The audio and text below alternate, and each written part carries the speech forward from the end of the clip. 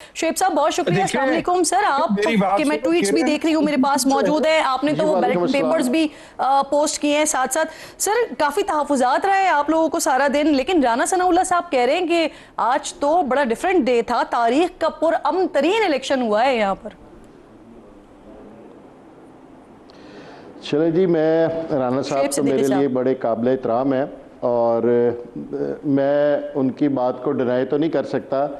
अगर सारे इंतखाबात आज का प्रोसेस जो कि है वो पुरअमन था, शफाफ था, तो राना साहब ने कहा कि अगर किसी पोलिंग स्टेशन के ऊपर कोई बदनज़मी हुई है तो वहाँ पर फ्रांजिक करवा लेना चाहिए। तो मैं सिर्फ राना साहब से गुजारिश करूँगा कि एक पोलिंग स्टेशन नंबर 14 है शरकपुर का, जहाँ पर टोटल 50 वोट है और उसमें से 42 वोट कॉस्ट हुए और वो 42 के 42 मुस्लिम लीग नून को कॉस्ट हो गए और ये रिज़ल्ट 5:01 के ऊपर आ गया।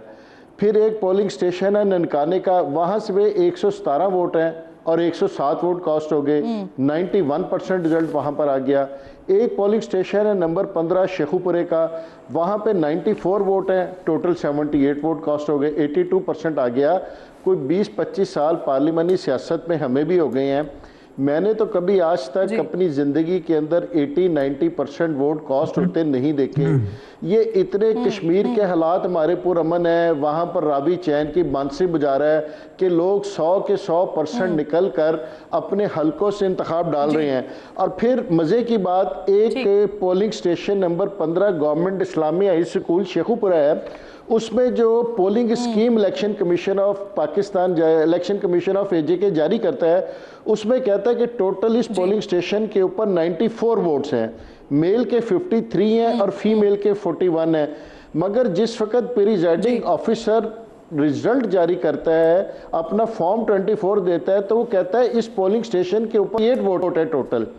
जो इलेक्शन कमीशन की पोलिंग स्कीम है वो कह रही है 94 वोट है, जो प्रिजाइडिंग अफसर है उस पोलिंग स्टेशन का वो कह रहा है कि 78 वोट है। अच्छा सर, मुझे ये भी फरमा दीजिए कि मैं सबसे सुन रही हूँ, मैं देख भी रही हूँ कि आपको बहुत ज्यादा शिकायत हैं, इस्तेहकाम पाकिस्तान पार्टी तहफुजात का इजहार कर रही है, तो अब आप लोग क्या प्लान कर रहे हैं कि जिस तरह से पाकिस्तान पीपल्स पार्टी इशारा दे रही है कि हम तीसरे मरहले का बॉयकॉट कर सकते हैं, क्या आप भी कर सकते हैं, सोच रहे हैं उस तरफ? जी देखिए, इसमें तो हमारे जो पार्टी के कायदीन हैं वो बैठ के फैसला करेंगे। मगर देखिए, इस रिजल्ट के बाद तो इनकी 28 सीटें हो गई, इनके बाद इनको रिजर्व सीटें भी मिल गई, तो तीसरे मरले के इंतखाब कराएं ना कराएं ये वाज़े अक्सरियत तो ले गए ना, 2/3 अक्सरियत सिंपल हासिल हो गई है। और अगर इलेक्शन तो वैसे ही मिल गई है, अब वो तीसरे मरले के तो देखिए अफादियत ही खत्म हो गई ना कि, और उसके ऊपर ये कह देंगे हमने। और फिर दूसरी चीज़ है कि अगर इलेक्शन फेयर एंड फ्री हो रहा था तो पोलिंग एजेंटों को पोलिंग स्टेशनों से बाहर निकालने की क्यों नौबत आ रही थी? आप उन्हें बैठे रहने देते, उनके सामने देते, उनके अंगूठे लगवाते, उनके साइन कराते, तो ये इस प्रोसेस को मुकम्मल होने देते जो कि नहीं मुकम्मल होने के लिए। ये 3 बड़ी जमात इलेक्शंस पे थी कश्मीर में इलेक्शंस में है, अब दोनों बाकी जो है वो बड़े शदीद तहफुजात का इजहार करें, तो PTI क्या कर रही है आज की सारी सिचुएशन को देख के? आप लोग एंजॉय कर रहे हैं या रिग्रेट कर रहे हैं कि हमने बॉयकॉट किया? देखें, हम वो कर रहे हैं जो आज ये कह रहे हैं, ये हम इसको फोर्स ही कर रहे थे।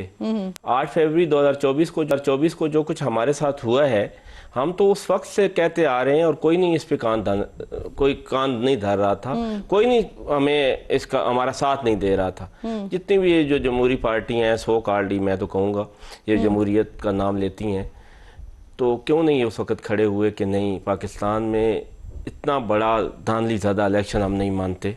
सारे बेनिफिशरी थे, ऐसे लोग भी हैं जो 5-5 हज़ार जिन्होंने वोट लिए और उनके MNAs बना के असम्बली भर दी, कोई तीसरे नंबर वाला असम्बली में बिठा दिया गया। तो जब आप पूरी की पूरी असम्बली ही ऐसे भर दी ऐसे लोगों से जो जिनका हल्के में वोट नहीं था और जिनको वोट नहीं पड़ा, तो हम यही कह रहे थे कि भाई ये ऐसे ही इलेक्शन होने जा रहे हैं, इससे पहले रिफॉर्म ज़रूरी हैं, इससे पहले कश्मीर के लोगों के साथ खड़ा होना ज़रूरी है। वहाँ के लोग अपने हकूक़ की बात कर रहे हैं। इन्हीं 12 सीटें, जिन 12 सीटें के जरिए इंजीनियरिंग की जाती है और वहाँ की हुकूमतें तब्दील की जाती हैं, वो बिल्कुल सच्चे हैं कि ये 12 सीटें होंगी तो फिर ऐसे ही होता रहेगा। आए उनके साथ खड़े हों, पहले ये मामला दुरुस्त करें। लेकिन उस वक्त हमारी किसी ने नहीं सुनी। आज नदीम अफजल चंद साहब जो मुझे एक पिछले 2 दिन पहले प्रोग्राम में मशवरा दे रहे थे कि आए और हमारे साथ बैठे, हाँ जी, और आप ये ये क्या बाइकाट करके बैठ जाते हैं, आज बाइकाट की बातें कर रहे हैं। तो मेरे भाई हम तो यही कह रहे थे, यही रोना रो रहे थे कि ये इलेक्शन दुरुस्त नहीं होने, यहाँ पे धांधली होनी है और फिर आप लोगों ने चीखना है आए इस निज़ाम को बदलें। वो निज़ाम जिसकी यानी निज़ाम का इतना लाडला पाकिस्तान मुस्लिम लीग नून की जमात है कि आपके भी वोट हो गए, उसके पे भी दान ली, पीपल्स पार्टी के लिए भी दान ली, बाकी पार्टी उसके लिए पिछले 4.5 साल से सबसे बड़ा बेनिफिशियरी निज़ाम का जो कोई है वो पाकिस्तान मुस्लिम लीग नून है या फिर पाकिस्तान पीपल्स पार्टी है। सेकंड नंबर पे बहुत ज्यादा बेनिफिशियरी है। 4.5 साल का जो कुछ भी खेल खेला गया है वो सिर्फ और सिर्फ मुस्लिम लीग नून के लिए खेला गया है और आज कहते हैं कि निज़ाम नहीं चल रहा। और भाई आपने इनको निज़ाम इनके हाथ में दिया क्यों?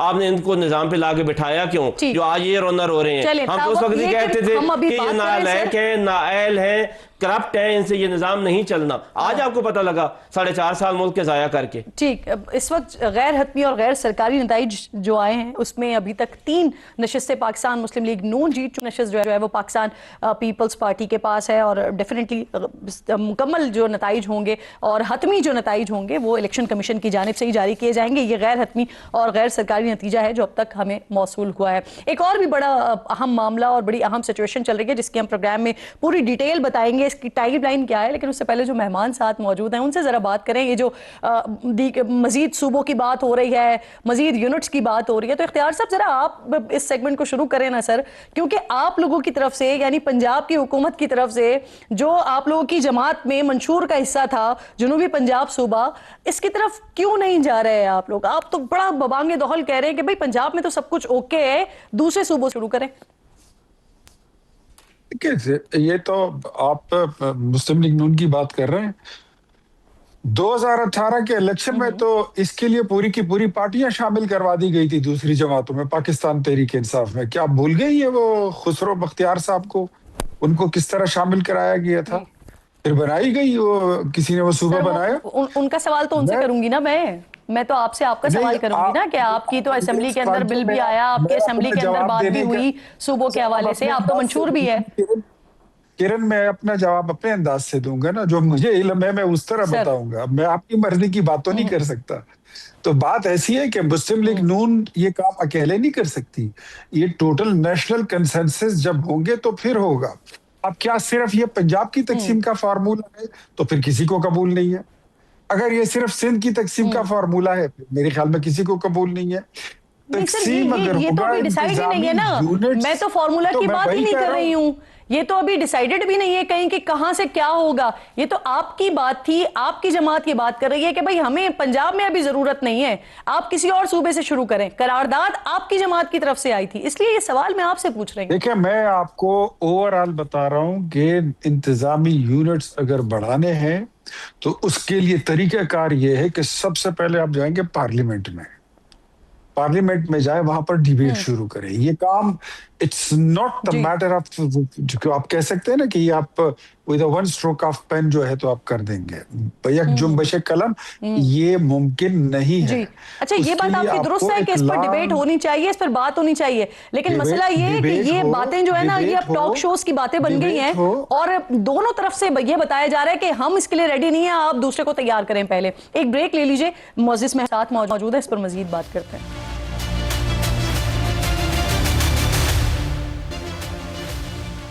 प्रोग्राम में एक बार फिर आपको खुशामदीद कहती हूँ। इस वक्त जो डिस्कस हो रहा है वो 1 यूनिट इंतजामी यूनिट और साथ साथ सूबों के हवाले से बात हो रही है। शर्मिला साहिबा, ये बताइए मैडम, सिंध में डेफिनेटली पीपल्स पार्टी की अक्सरियत है, वहाँ जो भी करारदाद आएगी डेफिनेटली वो नाकाम हो जाएगी, लेकिन जहाँ करारदादें पास हो चुकी हैं इस पर पेशरफ्त के लिए आप साथ क्यों बैठने को तैयार नहीं है?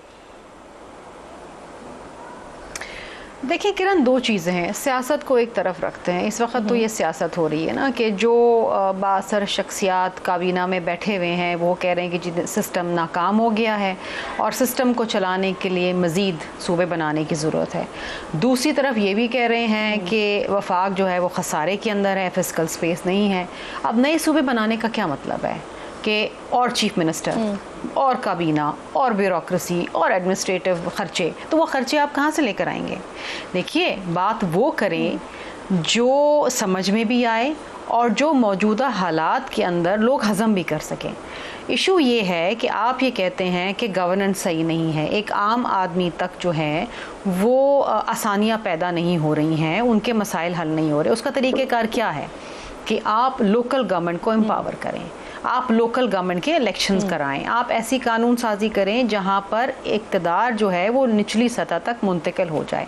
अब जहां तक सिंध का ताल्लुक है, आपको पसंद हो ना पसंद हो, अच्छा लगे बुरा लगे, लेकिन वहां पर लोकल गवर्नमेंट सिस्टम है, इलेक्शन हुए हैं, लोकल नुमाइंदे हैं। पंजाब में तो हैं ही नहीं, किसी न किसी हीले बहाने से वो इलेक्शंस पोस्टपोन कर रहे हैं। तो बात ये है कि जिस सूबे से आपका ताल्लुक है वहाँ पर आप इंटरिम चीफ मिनिस्टर भी रह चुके हैं, उसी सूबे से आप सेनेटर इलेक्ट हुए, and you such a powerful minister कि ये भी कहा जाता है कि he is more powerful then the prime minister, और बात सही भी है एक तरीके से। ठीक, बात ये है दुरुस्तगी लानी है तो पहले आप आइन और कानून के मुताबिक लोकल गवर्नमेंट के इलेक्शंस कराएं। अब आपकी जो बात है साउथ पंजाब की रेजोल्यूशन की आ चुकी है, जी जी, बिस्मिल्लाह करें, कोशिश करें, पार्लियामान के अंदर लेकर आए, एक जो आइन का प्रोसेस है उसको तो फॉलो करें ना। सिंध असेंबली में तो करारदाद पास हुई कि हमने मजीद सूबे बनाने ही नहीं। वैसे जो आपने बात की ना, ये बात बिल्कुल दुरुस्त है, जबरदस्ती ये बात बिल्कुल दुरुस्त है। वाकई मोहसिन नकवी साहब इतने पावरफुल हैं कि माशाल्लाह सदर साहब भी उनको सिंध के मामला देखने के लिए भेजते हैं, तो ये बात आपकी चले, मैं मान लेती हूँ और बिल्कुल दुरुस्त बात भी है। शुएब साहब मुझे ये फरमाइए सर, क्या लगता है आपको कि जो इंतखाबी मंशूर में नारे लगाने वाली जमातें हैं ये हकीकी तौर पर सूबों के क़याम के मामले से पीछे क्यों हटती हुई दिखाई दे रही हैं सर? ये सिर्फ मैं समझता हूँ कि इसलिए पीछे हटती दिखाई दे रही हैं कि जो इन्होंने अवाम से वादे किए और जो इन्होंने अपने मंशूर के अंदर कहा, आज ये उसके ऊपर अमल दरामद करती नज़र नहीं आ रही। अगर सपोज करे मुस्लिम लीग नवाज पंजाब के अंदर यहाँ पे हुकूमत के अंदर है, अगर 3 सीमें हैं, सेंट्रल है, साउथ है, नॉर्थ है, ये अगर 3 प्रोविंस बन जाते हैं तो तीनों मुस्लिम लीग नून अपने यहाँ पर इन्होंने इतने काम अवाम के कर दिए हैं, इतनी पेनिट्रेशन कर दी हैं, सारी की सारी सीटें ये जीतते चले जा रहे हैं, तो ये बाकी भी पंजाब की सीटें जीतेंगे, फिर तो इनके 3 वज़ीर आला हो जाएंगे। तो इनमें क्या प्रॉब्लम है इनको कि अगर इन्हीं की जमात है, भाई पंजाब का नाम पंजाब ही रह रहा है, पंजाब को हम कोई और नाम से तो नहीं दे रहे हैं। आपके लोग आ जाएंगे, आप एक आम मसाइल की आदमी की बात करें, एडमिनिस्ट्रेशन, बल्कि आज वो सीएम साहिबा ने नई सीएम साहिबा को मुतारिफ भी करवाया है कि बेहतरीन सीएम हो सकती हैं मरियम औरंगजेब साहिबा। जी बिल्कुल जी, अल्लाह ताला बिल्कुल करे, मगर उस तक नौबत तो लेके आए ना। आप बनाए नॉर्थ प्रोविंस बनाए और आप साउथ का बनाए, आप सेंट्रल पंजाब बनाए। देखे इन सूबे बनाने का मकसद ये है कि किसी की जमात को उसके इक़्तिदार से तो नहीं बाहर कर रहे। गवर्नमेंट की पॉलिसीज है, अगर आप अपनी पॉलिसीज अवाम की बेहतरी के लिए लेके आ रहे हैं तो अवाम आपको सिलेक्ट करेंगे, चाहे 1 सूबा हो या 3 सूबा हो। बिल्कुल ठीक।